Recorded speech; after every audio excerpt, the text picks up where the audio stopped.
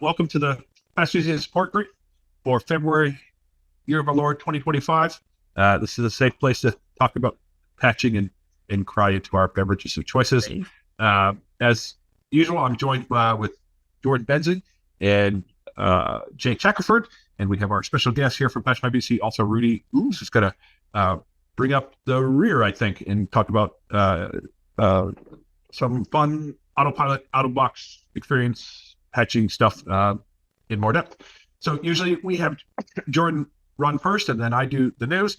But Jordan had work to do this morning, and so he didn't actually do the work he needed to do.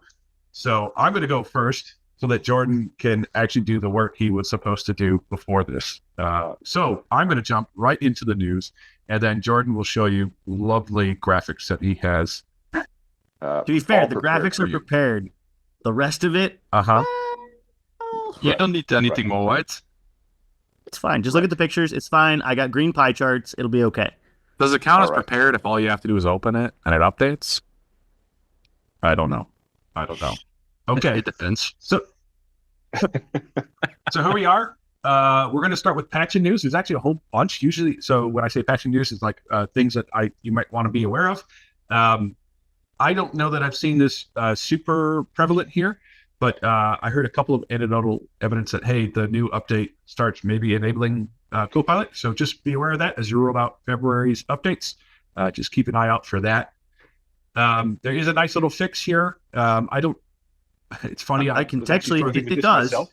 Mm-hmm. It does. It makes it available inside of a lot of the apps, but it's specifically like the free version. So even if you don't have the premium, that's the experience that I've had so far, is like the free version becomes available for it along the way. So like the stripped down during low opportunity times for ChatGPT 4.0, basically, you can go ask questions and it's tied to your data just like anything else in SharePoint, etc. is. Okay. Awesome. I've noticed it the most in mobile apps, as a side note, where it works the most in mobile apps as opposed to the online desktop versions of them as well. Okay. There's a fix this month included. So this was a problem found way back in November.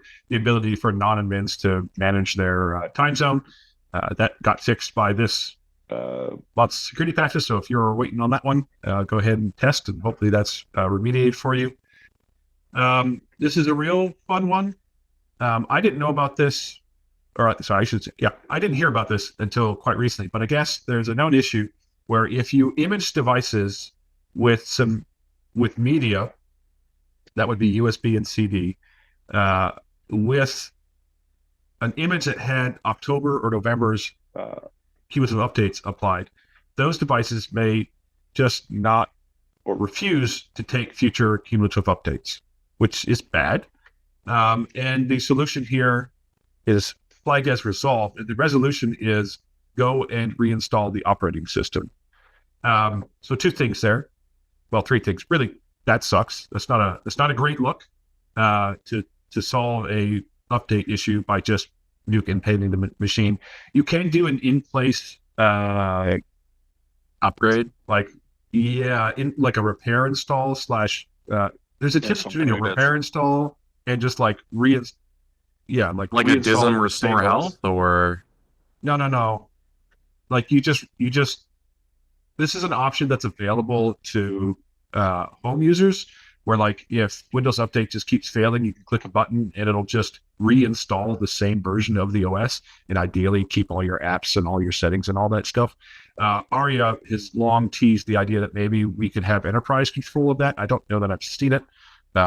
Maybe Rudy has found the DLLs and first engineered them. I haven't seen any update, but the idea is like you're just applying a feature update for the version of the OS that's already installed. And some people have reported that's worked. One person said, "Hey, I think I found a registry that maybe solves this," but that's fairly anecdotal. I didn't hear anyone backing that person up, so I don't want to give too much hope there. But all this to say, if you did a whole bunch of imaging, if you update your base image monthly and you use the one from October or November and you image a whole bunch of machines with that, like you may want to go pay close attention to make sure that those devices are getting those updates. I think I heard this impacted like Surface laptops that were handed out by Microsoft.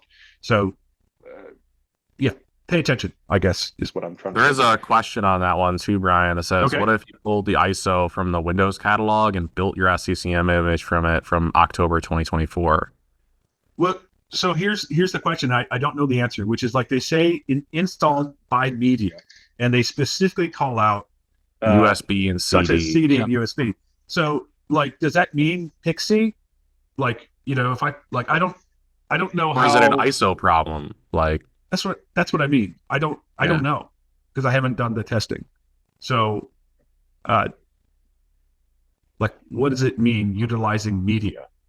Like, I mean, Pixie is basically shoving you the same bits over the network that you'd get off a USB drive. So, like, I don't know what the outer limits of that is. If anybody else has thoughts, I'm open to them. But I did hear somebody say, "Hey, yeah, we have Surface devices that we recently onboarded, and they have this issue." So, like I said, I don't know what it impacts and what it does. Like, what is the outer limits of media? Even there, to be clear, like I've heard some people said, I'm impacted by this, but not all the devices seem to have that problem, and they're taking, they took January's patches just fine. So this is just, I guess, to be aware of, and maybe take an extra close look at your reports to make sure that you don't have machines lagging behind. So moving on, for Server 2022, there was an out-of-band quality fix released in just after we met last on January 16th. And this go ahead and resolves a boot issue. It's only impacting servers that have 2 or more NUMA nodes, and I don't even really know what that means. It's been a long time since I've done servers, but you would probably know if you're impacted by this because it doesn't reboot, or maybe you've been holding off on rebooting. This could be an issue. Go ahead and apply this out-of-band KB, and you should be all set. That's a servicing stack update, by the way, so it's not part of. I don't know that it's part of the latest CU, so I would pay close attention. This other one here is kind of frightening to some people. This release in February, somewhere here is the somewhere in here is the this article talks about a vulnerability with impacting domain controllers and certificate-based authentication. And Microsoft is made clear they're going to make some changes, and this enforces this. So you want to go ahead and take a look at any domain controllers you may have. And what you're looking for in the system log is event IDs 39, 40, and 41. If you are seeing those, you are having devices that are basically being denied authentication because of configuration. You can go ahead and disable that. So this KB article has a method for temporarily disabling that, but that will go away in September of this year, I think is the plan. So just be aware of that. There is a significant change to domain controllers this month, and you want to pay attention to see if you're impacted by that. Also, the new version of on Windows 10, the D release, which is the preview quality, and then of course this month's cumulative update for Windows 10, swaps out the built-in mail app for the new Outlook. You may or may not like that idea. If you are, I presume all of you are enterprise administrators here, so you have the ability to go ahead and set via policy or just reg keys. You can go ahead and block that if you want. So just be aware, if you got any Windows 10 devices kicking around and they're using mail, you will want to go and probably disable that. Just another quick FYI, there's no .NET framework updates this month, so that's not an oversight. That just happens from time to time. They don't find a security vulnerability in .NET for a hot second. Your .NET Core, so 8 and 9, or what used to be called .NET Core, is just .NET now. They do have updates, but your main frameworks you are familiar with for decades do not. I don't have any resource. I don't have any resource to point you at. But if anybody is using Networks threat protection or stealth intercept, I saw a couple different people point, not point to the actual article, but to the text of an article from Network saying, "Yeah, we broke our stuff." The February updates broke our tools. Do not deploy them, please, until we can do a fix. So again, if you're using Networks, and that's NETWRIX threat protection, you may want to hold off on February's patching. Okay, so that was a lot just about like this month's patches. There's even a couple more that's arguably dealing with this month versus just general Microsoft news. But I want to go into some general industry news. We have talked over the last year or so about open source projects figuring out how to be viable, and some of them have attempted to do so by going from open source to not quite open source. And if you are if you have development teams, or your company like us produces software, you may want to take a look at this. A rather important project decided we can't keep doing this for free anymore, and have moved to a commercial license. And here's their announcement, and you can sort through that. Another just kind of fun, like I just the man, what a headline, right? So Meta, which owns Facebook, they had long been suspected of using torrenting pirated books to train their AI. Of course, they denied it right until there was a discovery found an email from a Meta employee saying maybe torrenting from a corporate laptop doesn't feel right, and they were actively trying to hide their activities. Let's say, and by that I mean it's usually pretty easy if you are paying attention to a torrent. You can figure out who's seeding it, and you could probably figure out, hey, there's thousands of IPs coming from an IP range owned by Meta. Shocking, they took active steps to make that not happen and to try to not seed data, but they definitely did. And they were trying to pretend like it didn't happen. It's like, yeah. And then there's the email that says torrenting from a corporate laptop doesn't feel right. So that's just a fun read. If that's your bailiwick, definitely is my bailiwick. Moving into more security-related stuff, yet another UEFI secure boot bypass flaw was discovered, both impacting both Microsoft and Linux. So you can go ahead and read up on that one. That's super fun. This was really interesting. So MasterCard had fat-fingered one of their DNS entries for a long time. And when I say that, it's like the actual DNS entries that are used to process transactions.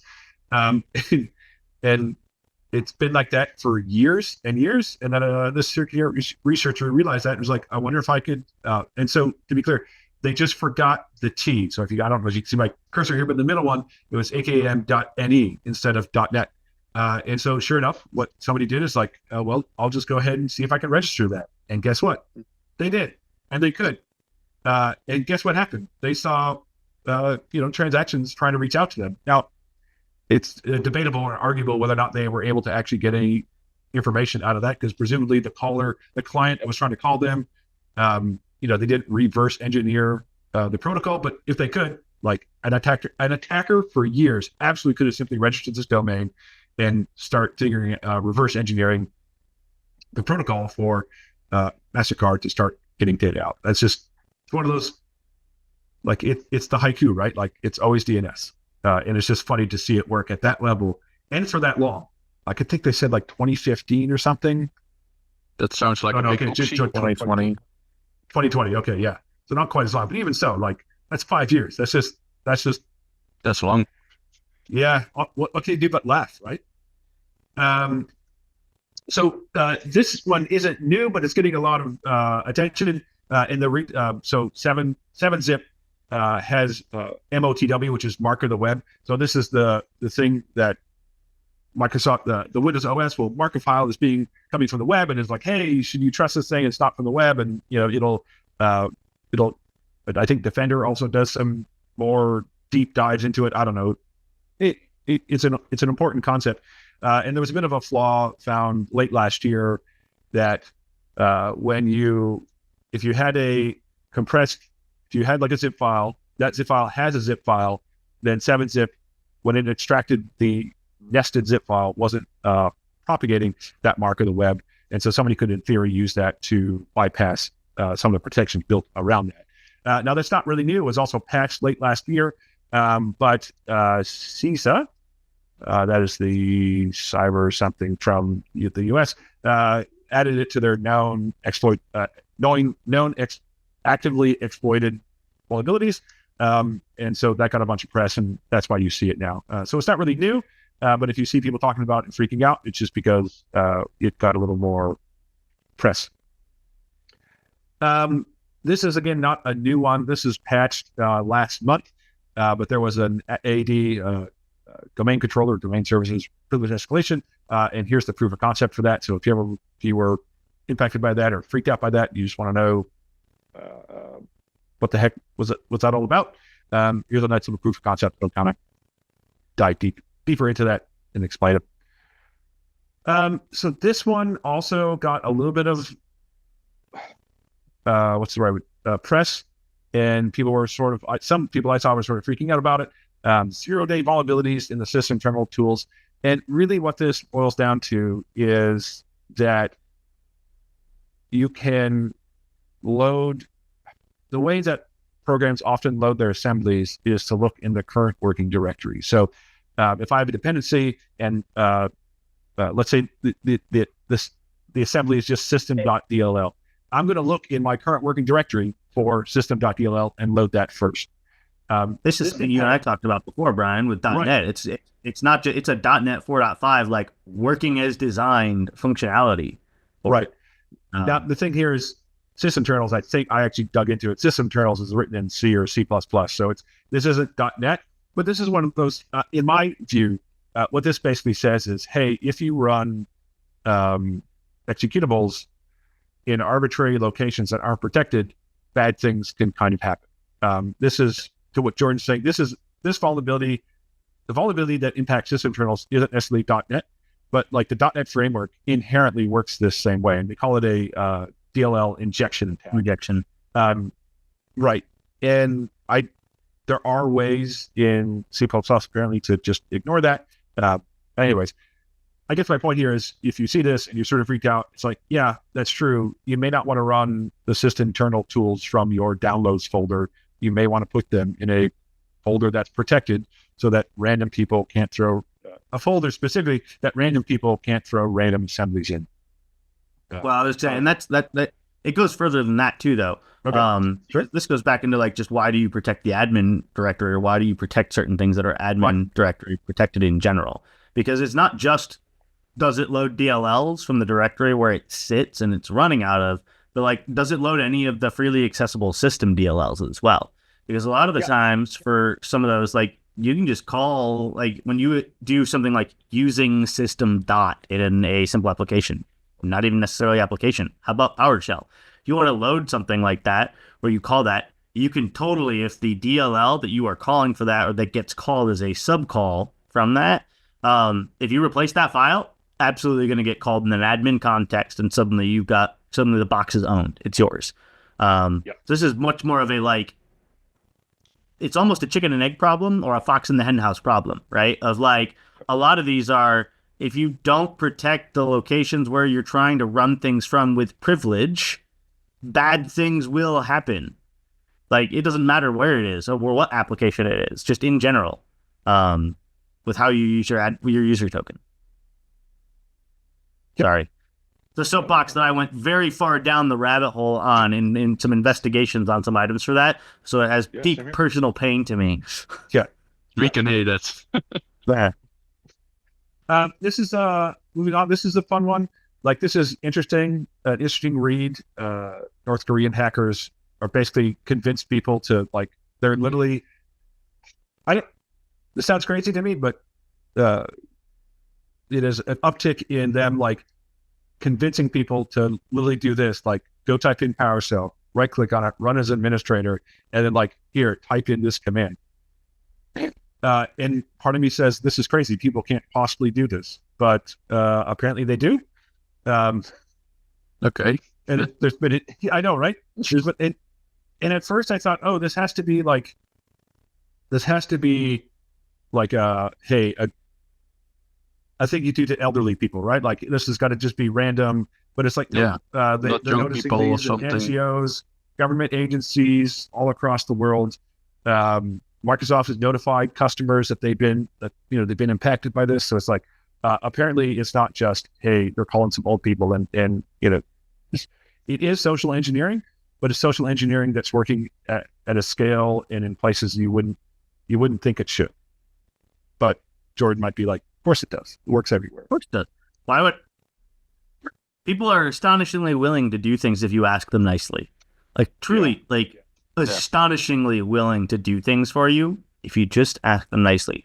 Especially if they live in a corporate culture where rudeness is the norm, right? If you're used to living, and this is something like we as IT admins and systems administrators should take to heart, and help desk too, right? Across the entirety, they have to take to heart, right? When the culture becomes one of like, how do you not know how to do this or anything like that? When somebody nice calls them up and asks them nicely, hey, I want to help you. I noticed that there were some problems with your computer. I just want to help you do this to make sure we can get you back up and working really quickly here.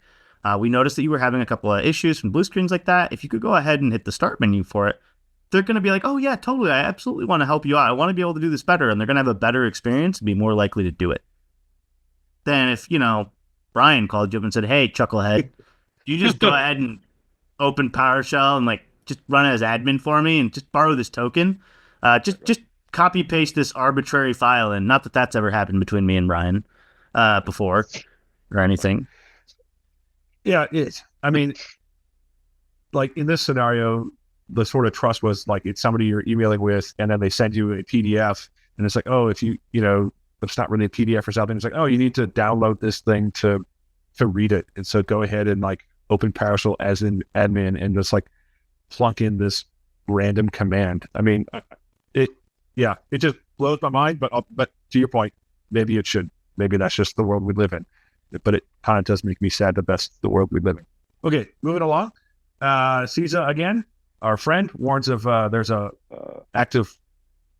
actively exploited kernel level bug in Linux.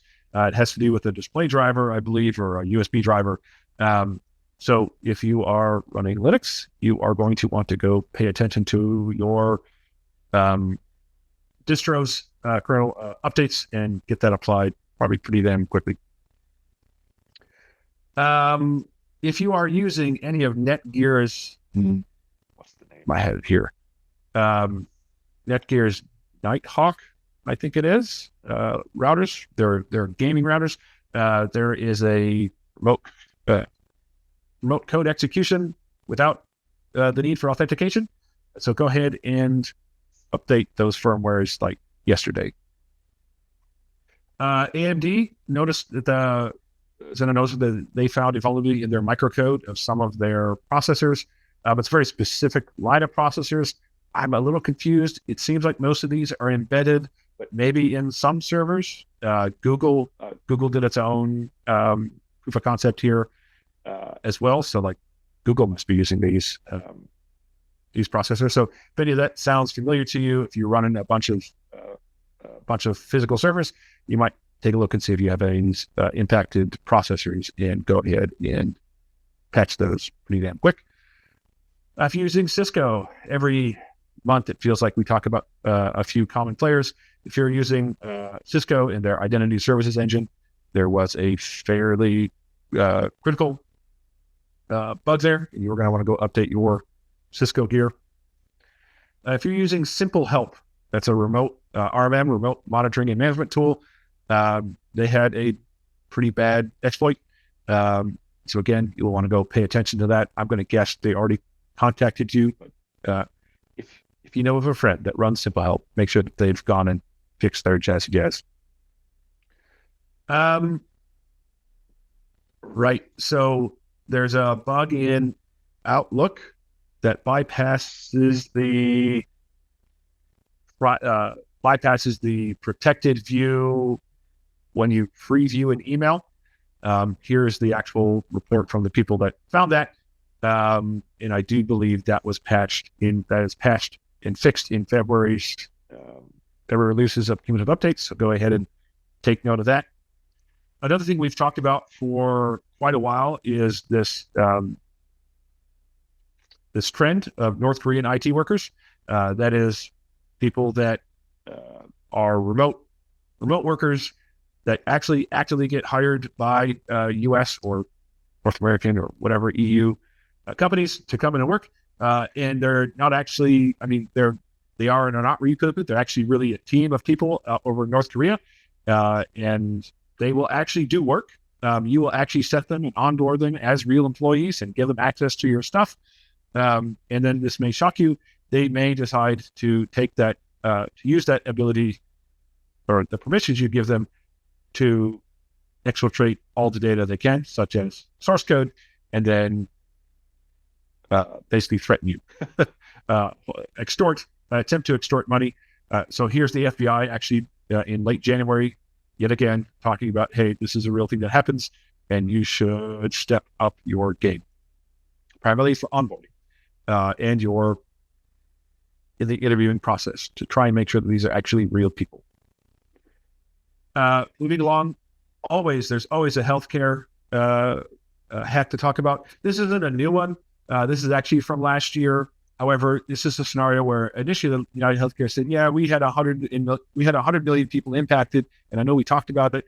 Guess what? They were off by 90 million, which is I think that's a mistake just about anybody could make.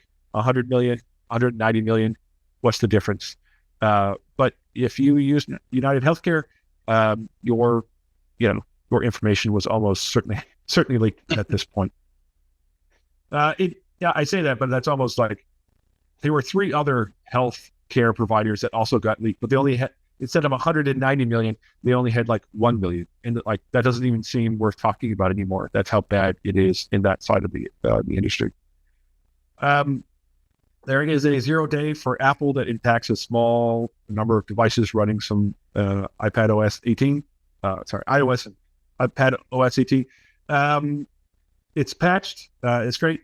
It's not really that crazy. You need physical access to the device and be able to do some pretty invasive things to get this to work.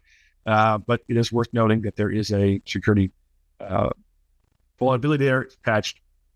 You should pay attention and go ahead and fix that. Another common player here, Avanti. If you're using any of their security products, Connect Secure or Policy Secure in particular, there are 3 critical flaws in it this month. You'll want to go ahead and update, as basically we say, every single month. This one is interesting to me. The Federal Trade Commission had literally, I believe, filed a complaint against GoDaddy for just being shite, which is like, that's mind-boggling. That's just it's not a great look. With the Federal Trade Commission actually files a lawsuit, a complaint, I guess I should say, against you. That is not great. And it all has to do with, they just, allegedly, the FTC alleges, apparently they're not doing stuff particularly secure. And so they have a complaint, and they are basically requiring it to establish a robust information security program. That's just fun. Just a reminder here, a few more things we're going to talk about in Microsoft. In April of this year, WSUS will stop seeking drivers. And I want to be super clear. This is just talking about its first-party driver category. If you are using any catalog, Dell, HP, Lenovo, might be a few others, those will continue to work.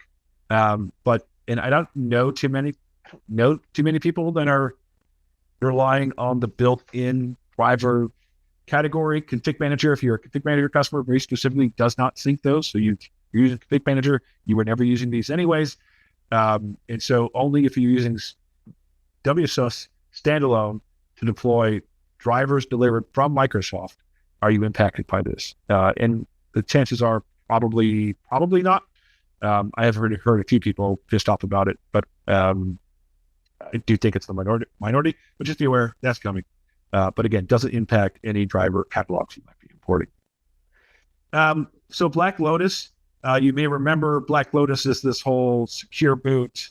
Hey, you're going to go do a whole bunch of really awful things. And this is the main help desk for that. Help KB article. As always, this enforcement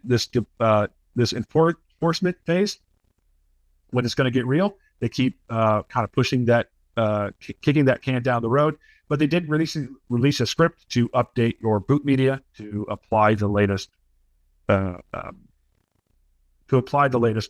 secure boot files, so you can fix existing media. Before it was like, well, you're going to have to go. The process for updating your media was sort of annoying and painful. None of this actually none of this solves the main concern with this, which is if you go read that other KB, there's a lot of ugly things you need to do on the endpoint to get that to work. But there it is. Just a reminder that that's someday coming. We don't know when. Moving along, if you are using Microsoft Defender app on your phone, iPhone or Android, Microsoft plans to remove the privacy protection, which is basically just a VPN. If you care about that, go ahead and read up on it here. There is for Config Manager 2409, there was a change there was a KB or hotfix put out there for installing CMG. So if you are on Config Manager 2409 and you are trying to create a new CMG, ensure you have this KB applied, because there was basically a bug there. Related to this, Panu, who I know and trust and respect, and a couple of others have suggested that their working CMGs stopped working, not from a config manager upgrade, but just from the background OS upgrade. So if you didn't know, a CMG runs on a virtual machine running in Azure, and those Azure VMs get updated every once in a while, and this basically blocked port 443, which is the main SSL HTTPS port.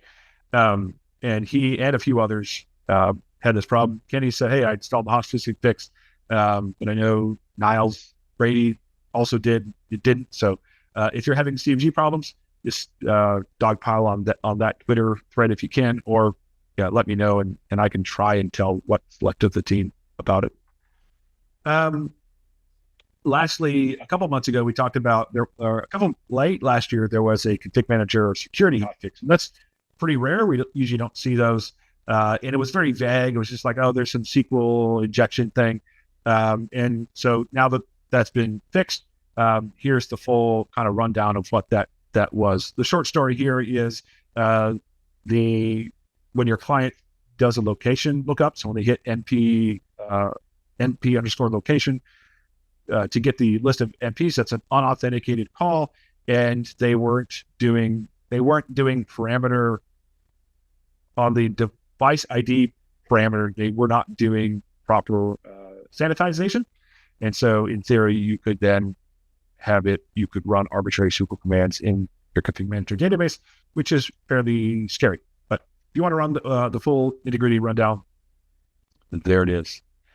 Lastly, we're at two more things. So here's what's new in Intune, some interesting things, I think. So device query. So if with the new hardware inventory that they've added recently, you can now go ahead and do device queries across multiple devices. I think before you could only do a single one. If you have the Intune suite and you have Endpoint Privilege Manager and you pay for Security Copilot, congratulations, you are both poor, but at least you are now poor, but at least you can now ask Security Copilot to explain why certain elevations were asked for and made via EPM.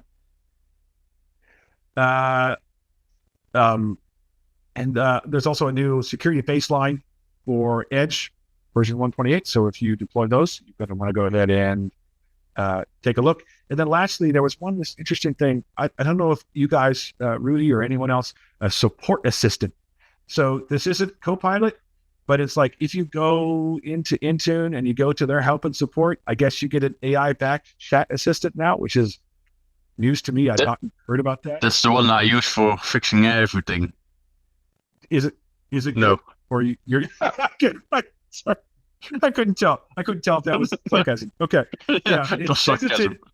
Okay. It says it's in preview, but just be aware if you're like, what the heck is that? No, it's not a human being. It's some AI chatbot. And then I'm going to end with here because Rudy is here to talk about this in more depth. But we'll see if Jordan has done his job in the last 39 minutes. Microsoft posted this blog that they are going to bring cumulative updates during the out-of-box experience, which, if you're using Autopilot with Intune, is of particular interest to you. So I'm going to stop there and hand it over to either Rudy. Are we going to flip a coin? Or Yeah, you guys can arm wrestle or knife fight. shall I share my screen then? And we Go ahead if you want to. If you want to go ahead, that's fine. I can wait. Yeah. I'll pick. Yeah.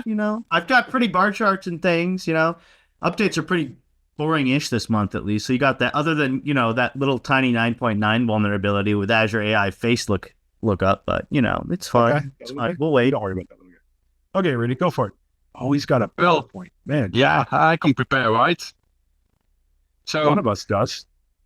yeah, you told me to present us some sessions or some slides, so I do. Okay. So just like Brian was mentioning, we've got quality updates during the out-of-box experience, aka the OOP. And a funny thing, at least I think it's a funny thing, because it's also being mentioned, the NDUP, which stands for the New Device Update Promotions, which I believe is a Windows Home future. So they are bringing Windows Home future to enterprise level. At least they try to do so. So they try to do so like last year, like the moment when we went to Workplace Ninjas, Microsoft announced that there was going to be an important change to Windows enrollment experience coming soon, which was in fact the quality updates during the out-of-box experience. So that's like 9 months ago they introduced the future, and that was it. Well, the goal of that future was pretty simple, because they want to ensure that the devices were fully patched before they will reach the users' desktop, which is pretty good if you ask me, because you will end up with a totally updated device, which is pretty secure, and it reduces the risk right from the start. And also, in my opinion, like everyone else is using conditional access, is using a compliance policy, and if you configure the compliance policy to require a certain level of the OS before the user or before the device is compliant, this is exactly what the quality updates during the out-of-box experience will bring to the device. So the device will become compliant before the users can start using it, which is, again, in my opinion, pretty important, because you want to have a secure device, right? At least I assume, Brian, you think the same. Yeah, I mean, one of the orgs I worked for, like, our security department got so pissed off. I had a pretty good process for updating the image, but I couldn't force certain parts of the business to use it. And it started getting our security department started getting really, really pissed off when they kept seeing these devices pop up that hadn't, we're missing like 2 years of updates. And I'm like, well, Yeah, 2 years of missing of updates, that's pretty big. They would just pop up on the network and they'd be there for a while. And, eventually they'd get updated. Yeah. But, the CISO was like, okay, I will start firing people who start bringing devices on our network that aren't patched. And you don't really have a solution for that. Intune has lacked a solution for that. Yeah, exactly. And what I'm reading right now with this future, they want to ensure that the device is completely being updated the moment the user reaches the desktop. It's, again, pretty good, but again, if you look at the picture, this is what it should look like. So the moment the Autopilot enrollment was finished, so you went through the whole flow, you entered your credentials, device setup kicks in, all the apps getting installed, the policies were deployed. After that whole enrollment, suddenly we got a new screen telling us that an update is in progress, and we'll take it from here. That's the quality update. The quality updates during the OOP experience, aka the NDUP.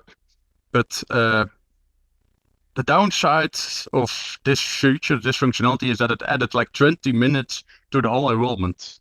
So in my opinion, it's pretty, at least people can complain about it, because it's 20 minutes more than expected, right? Especially when you're not expecting it. That can be difficult, but I will zoom in that a little bit later on. Because first I'm going to do a little tour on how it works, a quick overview, because everyone knows when the device is getting old with autopilot, it starts doing stuff in the background. One of the things it starts doing to use this quality updates, it will reach out to the sdx.microsoft.com. That's a separate service called the Secure Data Exchange Service. And from there on, it will start asking for the ender properties. Again, the same name, the ender properties. And if we get a closer look at the event log, which is pretty funny, we will just notice that those ender properties, the metadata, just mention the information the device needs to fetch the latest update. So in this example, it was receiving the update from September. And besides doing so, the ender properties will also configure one registry key on the device. So the moment the quality updates for the UP is enabled, you can check out it in the registry if it's enabled, yes or not. Again, if it's not enabled, it's a 0. If it's enabled, it's a 1. But again, with everything that comes in good way, so it's more secure, but it costs like 20 minutes before updating the whole device, and that can be a bad user experience. The community pushed back a little bit because they were missing the controls, and I know what really happened because I was at Workplace Ninjas with Matthias Melkersen, looking at the blogs reposted at BestManPC, and from there on, again, the SDX URL, we discovered that if we somehow block that post and block that URL during the enrollment, the whole quality for updates were skipped, and after the enrollment we could just enable it, so later on the quality update could still be delivered. But that workaround that gained a lot of attraction because if people started complaining that the feature they wanted isn't what they really wanted, well, Microsoft could only do one thing. Microsoft pulled back the feature. So like 9 months ago we had a feature, it was gone within a week or two, and just like what Brian was mentioning, this on the February the 6th, Microsoft announced that they are going to bring back the quality updates again. But this time we have an option to allow or deny the update. So if we want to start updating or start using the update immediately, or if we want to delay the update, which is, in my opinion, pretty good. So people could have an option, or at least they have some. They have a choice on what they want to do with the update. Do they want to delay the update? Do they want to install the update? Which is, again, pretty good. You can ensure your device is secure, but now we have an option to delay or patch the device immediately. And when looking at the stuff that Microsoft posted in their article, they were mentioning it that they are going to give us that option to delay it or install it immediately by using the autopilot profile, which is pretty weird if you ask me, because 2 years ago, Microsoft already implemented this feature. At least it was visible in the Intune portal. If you were using the Chrome tools with the dev of the Chrome with the DevTools, and you just start browsing around the Intune portal, you could figure out that Microsoft was already wanted to do this, because if you just read out loud what it says, this node configures whether the quality updates are installed during the OOP, required policies are synced during the device setup, etc., etc. And this is exactly what Microsoft is announcing right now. So this was already work in progress like 2 years ago. But again, it comes down from the SDX service, and it doesn't come down with the autopilot profile. So again, if we are going to check the event logs, again, the feature is not in place right now, but it will start using the same service as it did before. By enabling it, we now get an option to defer the updates. So, in my conclusion, Microsoft is bringing back the quality updates, but this time we have the option with the deferral option, and again, it's not coming down with the autopilot profile, but it uses a separate service, the SDX service. So in my opinion, it's a little bit the same as the feature updates, how that works in the back end. With the feature update, the device reaches out to the service determines if there is a feature update policy for that device, and gives the device the information it needs to start updating.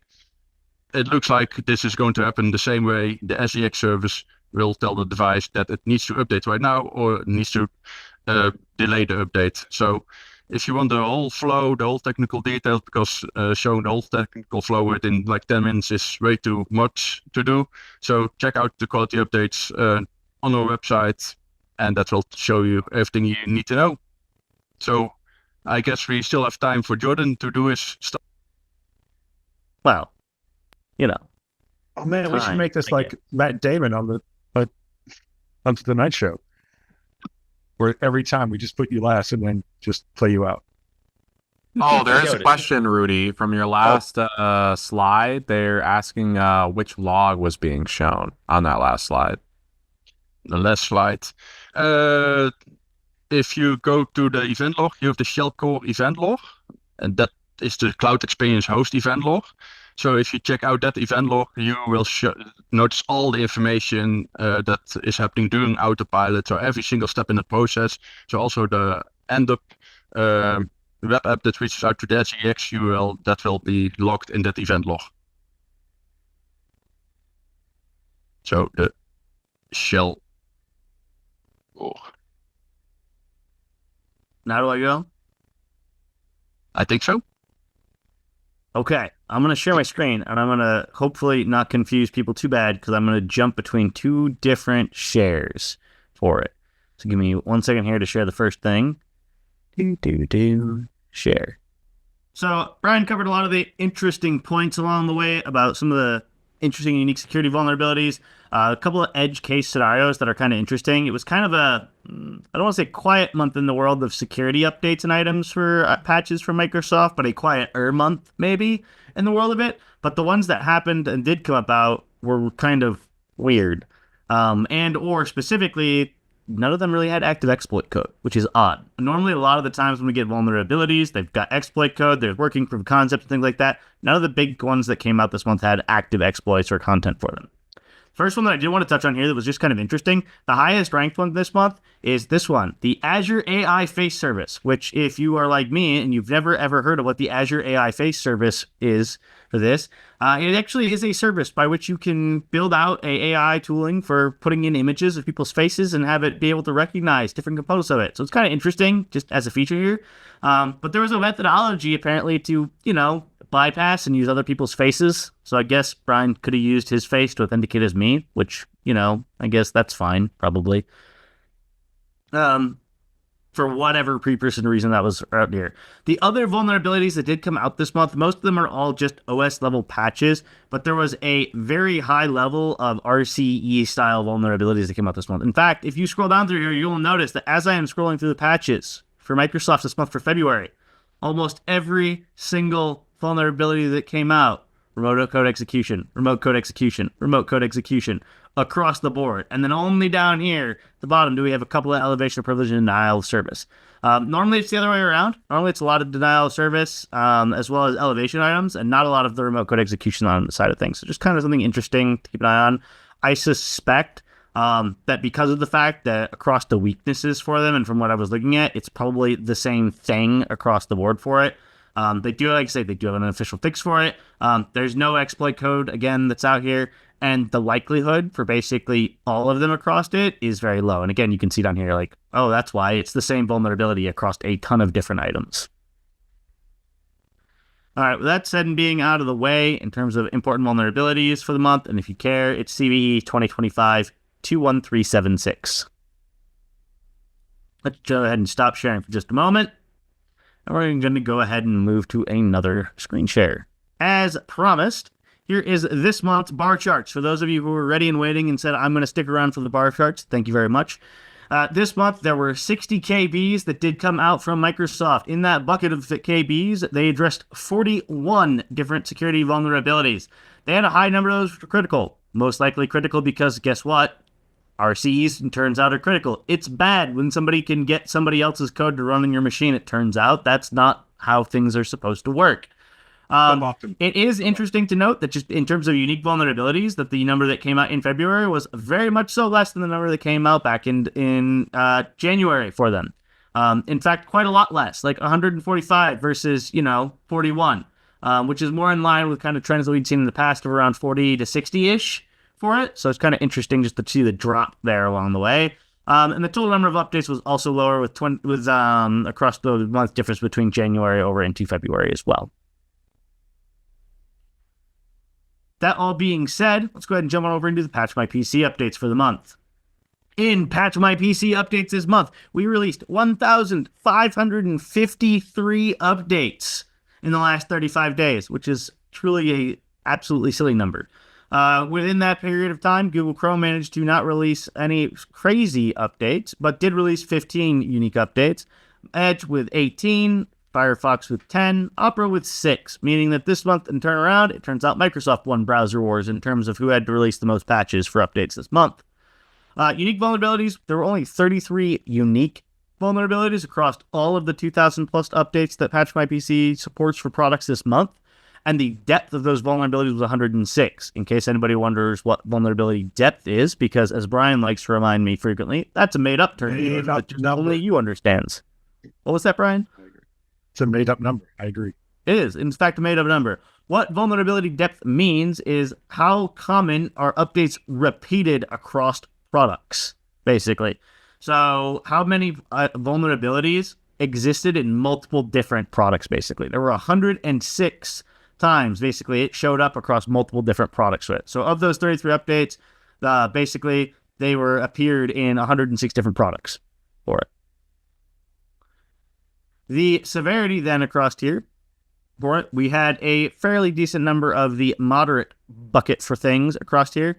It looks like the majority of updates actually were in the moderate bucket, 1.26 of the 1,500 updates for it. And in the critical bucket, there was only a few critical updates that actually came out in the past month for it. And most of them, it turns out, were for Apache Tomcat, some Snagit stuff, Turbo VNC, so anybody who's still using VNC in order to connect and remote into servers, please, stop. Please, if you know where the download location for that server is, stop. The location for where you download that file is in a concerning location, shall we say, on the internet. VMware Workstation Player had a critical update as well for it, as well as some Chef stuff. And that wraps up all of the unique updates and all the update news that we had this month in terms of types of updates that we had. Awesome. Thanks, Jordan.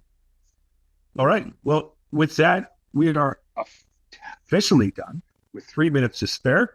I don't know if there was any interesting things up in the chat there, Jake, you want to call out, or if anybody wants to call off mute. Oh, we actually have something in the Q&A. That's amazing. Is there a way to export the list of patches from patchtuesday.com? I don't think we have that right now. But we can. I mean, definitely anything's look into- possible with enough PowerShell. right? Developer tools and yeah. And this would be specifically for like each of the months. You can just download all the patches that were in the table. Yeah, we can do something like that. And if I recall correctly, the the Power BI charts that Jordan shows, we usually post a screenshot of those, correct? We have not. Shut up, then. Okay. Oh, sorry. Because there is someone asking in chat if they'll be available on the website as well. We can start doing that now. Yeah, I know we usually post the stats of what has released previously in the month, but the screenshot could be a quick synopsis of that too. So we can start adding that to the website. And then also, do we have the treasury records yet? I don't think we have those. No. That was more of a joke, but I will say we currently don't. While the Power BI dashboard we could make screenshots available, we currently don't have a version of it that is sanitized for general consumption, shall we say. The data stream may or may not live in my downloads folder. Morris, if you're listening to this, please don't write a proactive remediation script to clean up my downloads folder. I know it's very large and has lots of files in it. Everyone will be very sad. And it's gone. But so there's some cleanup work that needs to be done, shall we say, for it. We've got some work that we started to do for looking like what does this look like living on a back end on an API service to where we could make this a little more queryable. Right now it just has too much data in it to where I couldn't really like post a copy of it or give a copy of it. But if people wanted a PDF or a particular slice of it, we could probably find some way to give that to you above and beyond just like the screenshot of the base level of the site or the page for it. And there's another question on the chat here from Matthew. He says, I'm inexperienced with Intune. I don't like waiting. However, is it not good for people to wait to get updates before people's systems, laptops are allowed on your network? I think generally you want to make sure it's always up to date, but there is a degree of like personal preference. I'll go ahead, Jordan. Depends on So the other half of that is depends. Is it your network? Yeah. Well, most people I think would agree. Yes, that is ideal. But there are people whose jobs is like imaging 1,000 devices in a day or a week. Those are niche cases. I'm with you. Or the other thing is like some people's, often in IT, the thing is just nuke and pave it, right? So it's like, hey, are we going to troubleshoot this issue? No, screw it. Let's just nuke the thing and pave it. And so the time it takes to do that, they're somewhat sensitive. And remember that Autopilot, that when Brad Anderson first talked about it, was like, you can buy a machine from Best Buy and go to Panera Bread and you could be working in 19 minutes, like that's kind of the promise. And so, yeah, people are there's unique niche cases where people are salty about the idea that this might actually double in their mind how long it takes to get a device ready for the user. So in some cases, you're triple. right. Yeah. I mean, you're right. It is ideal. It is better that every device has the latest cumulative installed before it hits your network. But there's some of these cases where people are like, I don't want it. So I disagree. I mean, but that whole thing is just an example that I've seen too many times in the last few years that kind of pisses me off, where Microsoft, I mean, like they were told that this was a bad idea, that people are going to want this control. I know it because I gave them that feedback. Like, this is a great idea. Absolutely. You should do this. 99. Giving us choices? No. Orgs should do this. But I'm telling you, right now, people are going to want the option to hold that back. Are those niche cases? Yes. But are they going to get pissy about it? Also, Yes. Also, So- yes. Also, So- yes. Is this rocket science? I mean, and Rudy, you call out like this has been there for a long time. So it's just like, I don't understand.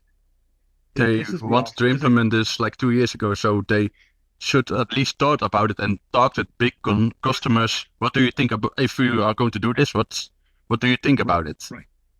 You might know this one, Rudy, but do those updates apply during if you do pre-provisioning, or does it happen after? After the whole, so pre-provisioning, I didn't have the time like 6-7 months ago to test it with pre-provisioning because I was already talking with someone that I noticed it, and like the next day it was gone. So So you pre-provision, they get the laptop, they turn it on, and it's like, hey, guess what? You got an update. Yeah. Is I assume the workflow there. Yeah. Which is for most people good, right? Like that's Yeah. great. You pre-vision, and then like it's when they put it up, it goes updated. Like all this is good. It just frustrates me because I know internally there's always this thing of like, well, hey, is this new feature and I want people to use it, and so there's a reticence, not just at Microsoft but in general, which is like, hey, we're building this new thing and we want people to use it. Building the thing to help people not use it is a little difficult for a project manager, product manager to sort of push for, which is, hey, we think this is important. We think everyone should do this, but we should also spend engineering time to make sure that people can't do this. And I like that's the push, the push and tug here, pull and tug. But this is something we told Microsoft, and they should have known, and they should have just done this from the get-go. And it's just like recall. Do you remember the whole recall thing? Same thing. Yeah. Now we can argue Same about, thing. right? We can argue about the value of recall. I don't really care, but like, there's no way. There's no reason to leave things in plain text. Well, but forget that part. It's like you can't release that kind of thing and not give Without proper enterprises controls. To turn it off. Yeah. any control, at least just the ability to turn it off. And then we can argue about what other controls we need. But like, you can't just release that in a cumulative update or even a feature update and not give people any ability to Exactly. disable it, to give them the time to figure out, is this a good thing or not? Right? Like that's the thing that happened last year. Is like, hey, this is just going to start happening and you don't get to test it, right? You don't get to test it what happens if an update fails? Like, it's all those things. Like, people just don't. We're generally in enterprise IT. We are change adverse. We don't like change. We don't like change. We don't like change. And so we need some time to know that this thing is that the cure is better than the disease. And there's just, Microsoft has a track record of just being like, well, we're just not going to give you those controls.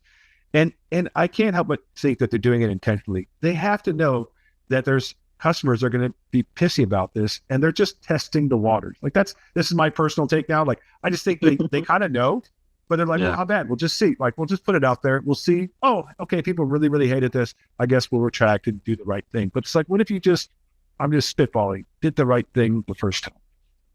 Anyway, sorry, I'll get off my soapbox, but that whole thing. That was a good summary. Yeah, it just gets me pissed off. Cool.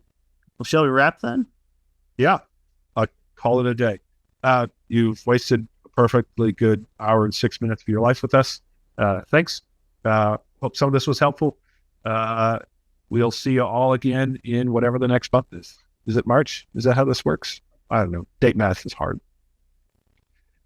Have a good one, everyone. See you next month. I know.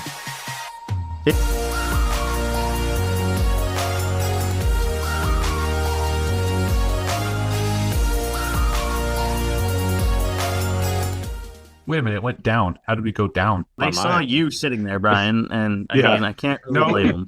It went up to like 211 and went 2,000 down to 210. Like, nope, I'm out of here. They got in, they saw you front row center and said, Nope, not this None of time. this. Nope.